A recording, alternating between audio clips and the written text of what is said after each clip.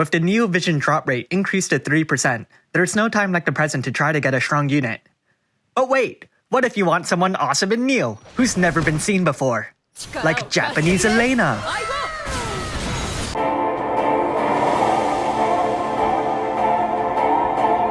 So let's go over the upcoming Neo Vision units. Next up should be Mellow, one of the Season 3 protagonists. He's a water and wind magic damage dealer that can chain with Chaos Wave Awaken and Boating Strike, though he puts more emphasis on water. His true value, though, lies in his finishing potential. On his arrival, he should be able to beat out our current magic damage dealers, not evoke, though as you might expect from a finisher, his skill set tends to revolve around himself. After that, everyone's favorite Final Fantasy characters, the Elric brothers, should appear. Their base form should have some powerful Earth Stardust Ray and tag attacks, with some useful damage support to further validate their existence. Activate their Brave Shift, and they'll tack on some additional superb elemental support, with the ability to remove any elemental imbues on your team and replace them with either fire, water, lightning, or earth. They can also boost their respective elemental damage by 15%, though such a useful ability comes with its own law of equivalent exchange. In return for whichever elemental imbue, the Elric brothers will receive an associated elemental imperil. Despite this, their damage output and utility should look fantastic, with the ability to help on offensive fronts, whether through buffing, chaining, or landing a finishing blow.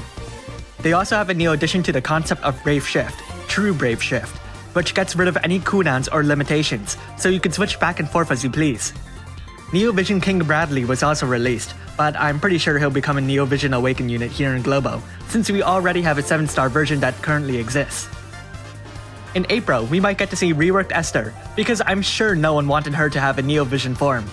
Maybe we'll get something cool, like a Neo Vision unit like Shui Yu. Whatever they do, I hope they don't just give us a reworked Esther and go, "Happy Easter, make sure to buy our $15 summoning banner." Whatever they decide to do, we'll later see a Neo Vision Noctis, who boasts a true Brave Shift. As a light Stardust Ray attacker who can also chain with Boating Strike, he's a superb unit who continues to cast buffs on himself to unleash a devastating jump. Neo Vision Arden, who appears alongside him, is practically indistinguishable, though he uses dark attacks instead and lacks the true Brave Shift.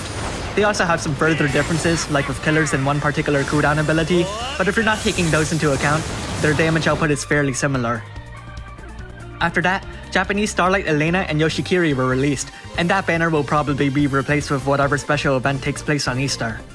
It's probably for the better, as it does smoothly introduce another Final Fantasy XV banner with a Neo Vision Luna Freya. She's a magic damage dealer with water and light Chaos Wave Awaken attacks, and light Boating Strike attacks. She's also a evoke damage dealer, with lightning Chaos Wave Awaken abilities. As a summoner, she has access to some field effects, so long as she's using Shiva, Rama, or Titan, and an additional water buff with her Limit Burst. But despite having a lot of offensive options, her greatest calling is her potential as a finisher, reaching numbers that eclipse everything the game has shown us so far. Next up, Neo Vision Sadan and Neo Vision V.3. Sadan uses wind and fire Stardust Ray attacks, and can also chain with Boating Strike. He has a high amount of passive provoke and evasion, setting him up as a strong damage dealer that can act as an evasion provoke tank. He also has some magnificent support abilities like Steal, Escape, and Libra. He does have some other fancy tidbits like strong MP and Limit Burst recovery, a decent team-wide buff, a particular killer buff, and a decent Limit Burst gauge fill rate boost, a full restore and a strong Limit Burst fill at the cost of his life, and a Limit Burst that can buff your team's Limit Burst damage by 250%. But yeah, who cares about that when he has Steal? Like, he can triple cast Steal. That's insane! Oh yeah, and with the right setup, he can become a pretty powerful finisher. Though given his Limit Burst cost, it's a lot harder than it sounds. Neo Vision V.3 can't use Steal, so really, why does he exist? Well, he can give the rest of your team some fire, ice, and lightning hybrid attacks that chain like Oreo Ray, all the while raising their respective elemental damage and lowering the enemy's respective elemental resistance by strong amounts. But who cares about that one? You can just spam an ability that slowly raises his magic to ridiculous amounts and then kill with a dark Limit Burst. You can also pair him with the 7-star Steiner to bring back those reflect tactics if anyone misses them. Oh yeah, don't tell Japan about this, but there's also this one unit we've got called Masterminds on, who can copy buffs. So, hear me out. What if we put that on that? Next on the list might be Neo Vision Corral and Deverti, while Conch gets the 7-star treatment. Corral also wants to be a evasion provoke tank, though he uses dark Boating Strike attacks and some strong breaks. He's very good at dealing dark damage, and his Brave Shift's Limit Burst can chain with this group. However, beyond that he's not very interesting, though he compensates with the ability to only hold whips. Furthermore, perhaps because he has a bit of utility, his damage output is extraordinarily underwhelming. It's strange, considering Sadan had such a game-breaking ability like Steel, and his damage output is still far better than Corral's. Deverti is a lot more interesting, though he, too, is restricted to a single weapon type. However, he is more intriguing as a unit. His first form acts as a magic tank, and he deals earth magic damage that chains of Bolting Strike, which scales off his spirit stat. He's a pretty good magic tank, with high magic and general mitigation buffs for your team, and a limit burst that chains of a group that gets less and less cohesive every time there's a new addition. His Brave Shift turns him into a magic earth damage dealer, with Chaos Wave Awaken chains, and a dark evoke damage dealer with Chaos Wave chains. He can still act as a magic tank, but he has a greater focus on damage, with a powerful limit burst that still chains of Protector's Bayonet, and deals a earth evoke damage. His damage output is surprisingly impressive for a magic tank, though he won't be beating Neo Vision Lunafreya. After those two, Japan received a collaboration of Trials of Mana, a collaboration that never appeared in Globo. Regardless, they ended up with a Neo Vision Hawkeye, and a bunch of buffs to other Trials of Mana units that don't exist. In this video, I'll just go over Neo Vision Hawkeye. He uses Fire, Water, Earth, and Lightning Absolute Mirror of Equity attacks on top of Throw and Steal. He also has a high amount of passive evasion, and a limit burst that can reduce the enemy's resistance to daggers. Activate his True Brave Shift and you'll find that he uses magic attacks that deal physical damage. He can use Fire and Dark Chaos Wave Awakened abilities, with a strong full break on a Bolting Strike, Steel, and the incredibly powerful Dark stack on Absolute Mirror of Equity. He's an incredibly splendid physical damage dealer, and I don't know if I mentioned this, but he can also use Steel. Next up might be Charlotte, who is now a physical damage dealer. Why?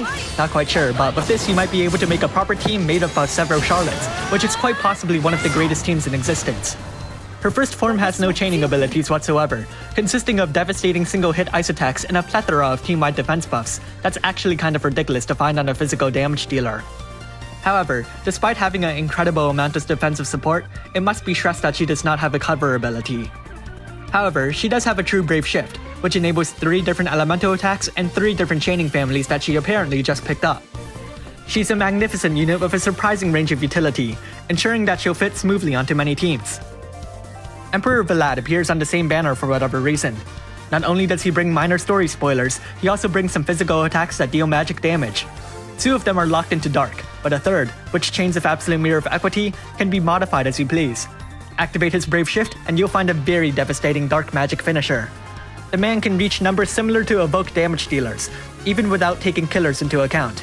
Of course, there are limitations, like a 4-turn duration and cooldown, and maybe some people would dislike the fact that his unit is incredibly selfish, but I'm just glad that there's an enemy unit that's much stronger than whatever they used in story mode.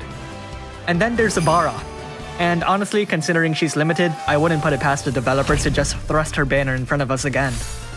Of course, she might receive some additional buffs to ensure that people will still pull for her, but really, who can say? And finally, we've got a representative from Final Fantasy XI, Afmao. Honestly, I have no idea who this is. She's an Earth debuffer that can use Chaos Wave Awaken abilities that scale off her defense, and boasts some superb breaks and a debilitating limit burst. She also has a True Brave Shift, which changes her clothing and turns her into a physical tank.